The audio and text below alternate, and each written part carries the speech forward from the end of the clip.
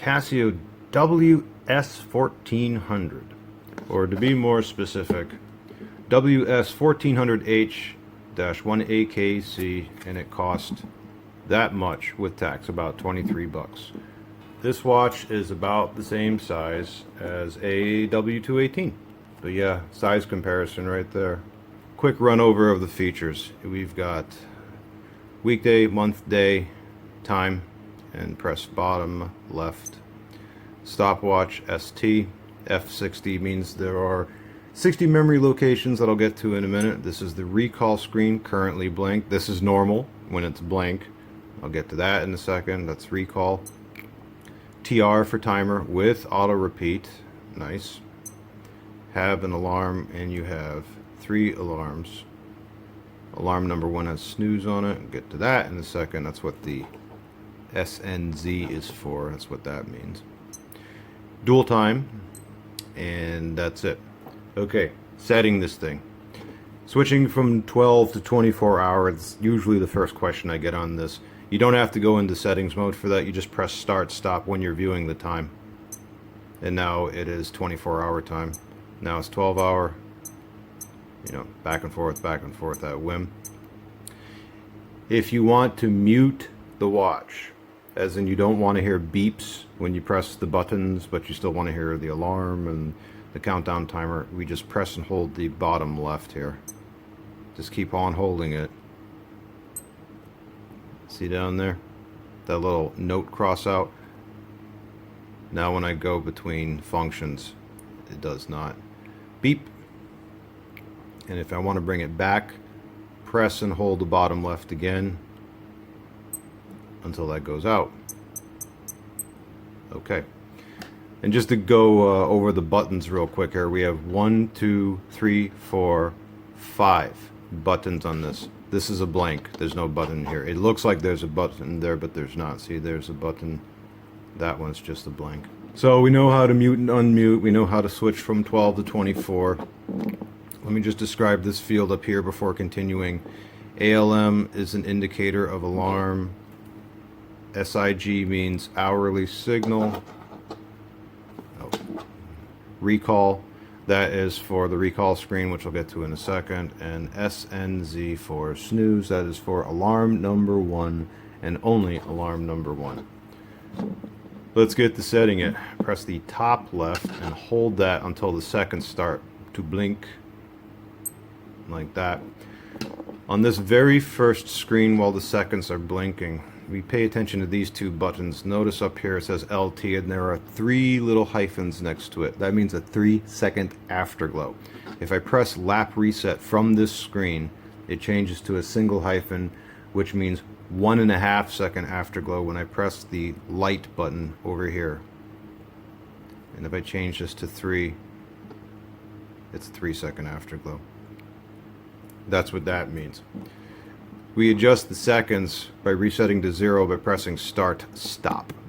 And once we're done with that field, you press bottom left. And then we go to DST, daylight savings time, on or off. It's currently on. If I press start, stop, it turns it off. It says of, but it means off.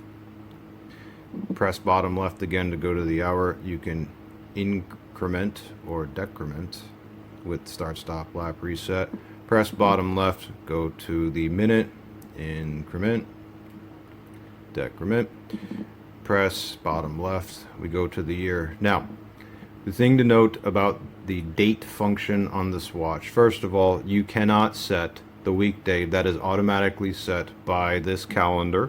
If you have the correct month, day, and year, it will show the correct day. Please note that this is a month, day watch, not day, month. Meaning today is April the 2nd, 2023, which in month day format is 4/2/2023. So while we're on this setting for the year, increment with this, decrement with this, press bottom left, increment, decrement for the month, press bottom left, increment, decrement for the day, press bottom left, and when we're done, we press the top left once. And yes, that is the correct weekday, Sunday, April the 2nd, 2:13 p.m. or 1400 hours 13 minutes. Next screen. Okay, we've got our stopwatch with an F60. Now if I start the stopwatch and then I stop and then I reset, see how that changed from 60 to 59? Now from here, before I even get into any other of the settings here, if I go to the recall screen by pressing bottom left, it shows one record, and that is the record. I get to it from start stop. Now if I go back to the stopwatch and I do another one, okay, I'm going to start. I'm going to do a lap. Okay, I'll do another lap. So two splits there. Another lap. I think if I wait, it'll go back to the current running stopwatch if I just wait long enough. Yeah. And then I stop. And then I reset. Now notice it took up several records at that point. Go to the recall screen. Now I've got two. So I've got two. See all those times I recorded? I think I can switch between them from this one. Yeah, okay. So there's record number 1. Okay, change to record number 2. That was first lap, second lap, third lap, fourth, and okay. Now, if I want to delete this record, that is where you press and hold both of these at the same time. Start, stop, and lap reset. Record is cleared. Now I have one record left, because remember I recorded 2 records. And press and hold. Clear. Now it's back to just hyphens, and if I go back to the stopwatch, we're back to 60 available records to be written. Do you need to clear your records on your recall screen? No, you can just leave it. But if you're a real stickler about it and you want to just have them always cleared, well, you just do the double press when you're on the recall screen. Okay, so that's that. Now we are on the countdown timer. So the way to set the count, now that's the current time up there. TR means timer, and I have a 1-minute timer. So I'm going to press and hold this, and I'm just going to reset this to 0. So the way I get between screens is with the, I think this one. Oop, press the wrong spot. Yeah. So we have hour, minute, and whether auto repeat is on or off. This one is, well, first of all, let me just show how it is by default. Okay, and if I get out of that, if it's all zeros and I just start, you'll notice it's counting down from 24 hours. That's the maximum countdown time you can have. And then you can stop and then reset here. If we're going to go ahead and set the, like, let's say a 1-minute timer.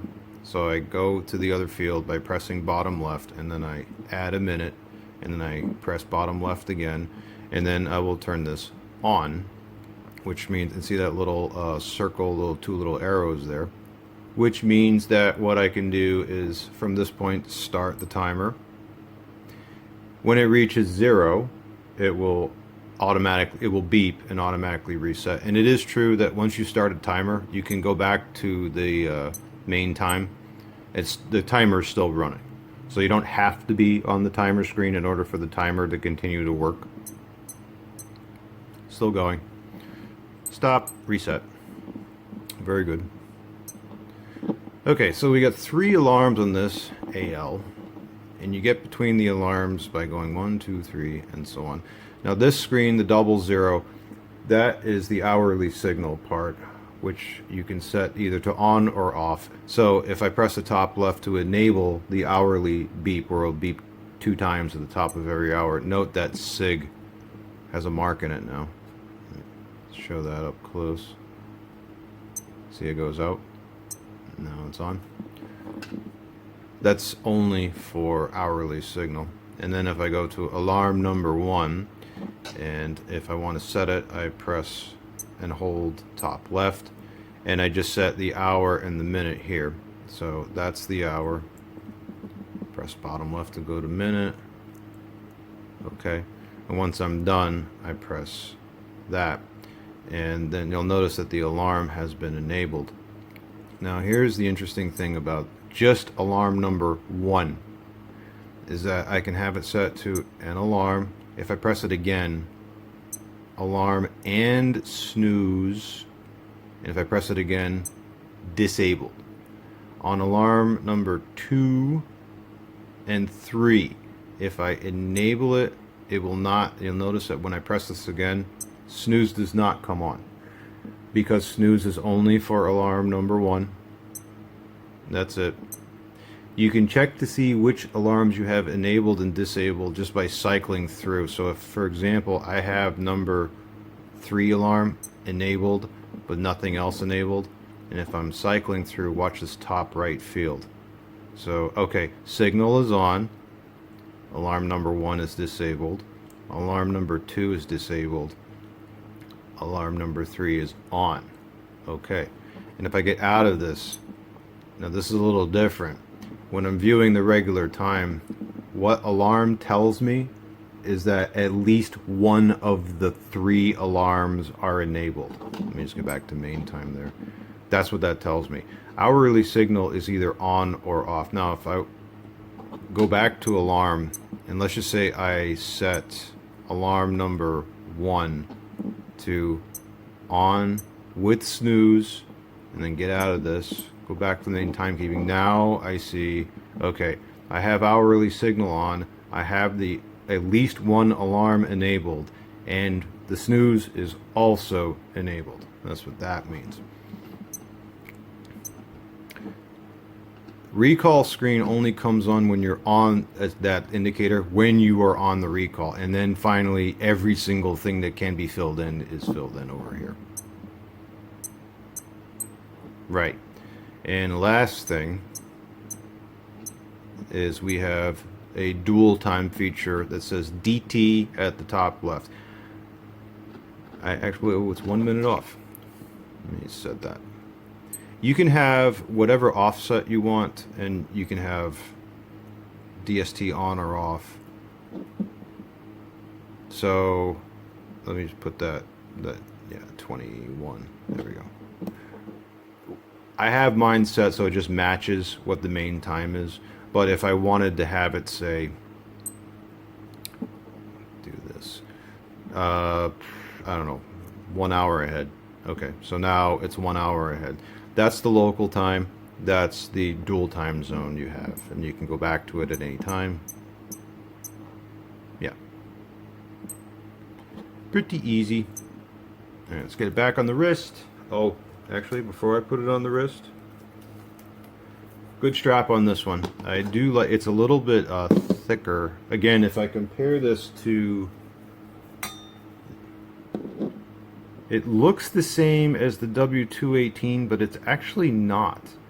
This one, let me put that up. There we go. This is actually slightly wider than this one, and on the end, the W218 comes to a bit of a point, where this one is just flat and straight. I actually do like the strap on the 1400 better. This is just nice. And yeah, it does have this little lip thing, but it's just one on this one, whereas on the 218 it has 2 bumps on either side. But they Casio decided to do just 1 bump on this one. Oh, also notice, might as well show this while I'm here. There is a raised lip here and here. That's a nice touch, which means if you whack this watch on, say, a door or something, or a fencing while you're just wearing it normally, it should protect the crystal. That's nice. So again, I have a 6.5 inch wrist and a little bit 6.6, 6.5 around there. There's no overhang, which is good. It's nice. Strap fits well. I like the fact it's just wide. Looks nice enough. Has a very G-Shock-like appearance, which I like.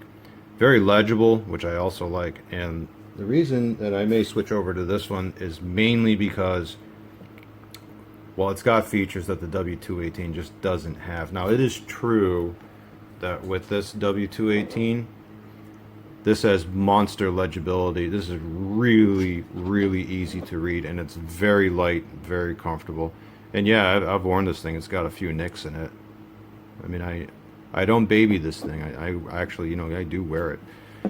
So, and yeah, this is really easy to get around, and the nightlight is great on this one. But, you know, the nightlight is great on this one too. It really is. And I do like the strap better. Thickness, you know, I don't know the thickness, but I think it looks about the same. It may be a little thicker. Not by much, though. To be about, yeah, it's real close, actually. I think this is a little thicker. Not crazy thick or anything like that, but that is the 1A. Okay, ignore the KC part. WS1400H 1A. And that's how you get the black one with the green here and here. Good watch. I think I'm going to keep it.